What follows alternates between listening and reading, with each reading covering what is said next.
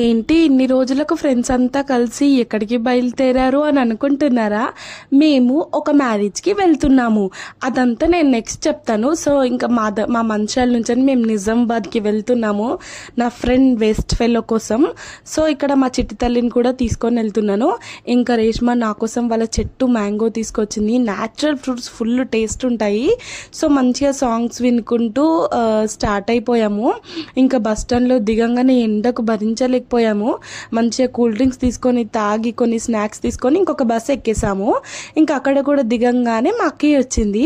మా అక్కయ్య అంటే మా పెద్దమ్మ కూతురు, తను కూడా నిజామాబాద్లోనే ఉంటుంది. ఇంకా మా అక్క మా బావ నన్ను కలవడానికి వచ్చారు. వచ్చి ఇంకా మంచిగా మాట్లాడుకొని కాసేపు ముచ్చట్లు పెట్టుకున్నాం. మా అక్క థమ్స్అప్ను ఇంకొన్ని స్నాక్స్ తీసుకొచ్చింది. ఇంకా మా అక్క బావ వెళ్ళిపోయారు. వెళ్ళిపోయే టైం వచ్చింది.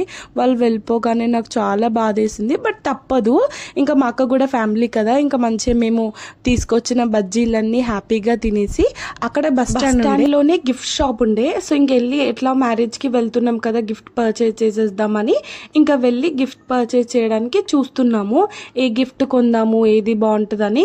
ఇంకా మ్యారేజ్ అంటే ఫోటో ఫ్రేమ్సే. ఇదైతే వర్క్ చాలా బాగుంది, నాకు చాలా బాగా నచ్చింది. ఫస్ట్ ఇది నచ్చింది, బట్ శాంపుల్కి అలా చూద్దాం ఇంకొన్ని చూసేసాము. సో ఫైనల్గా ఇవి రెండిట్లో ఏది తీసుకోవాలని బ్లూ కలర్ది కన్ఫర్మ్ చేసుకొని ఇంకా మంచిగా ప్యాక్ చేయించేసి ఇంకా అక్కడి నుంచి మళ్ళీ బస్ స్టాండ్లోకి వెళ్ళిపోయాము. వెళ్ళగానే ఇంకా మా ఫ్రెండ్ కార్ పంపించాడు, దాని నుంచి ఇంటికి వెళ్ళాము. నెక్స్ట్ ఏం జరిగిందో నెక్స్ట్ బ్లాగ్లో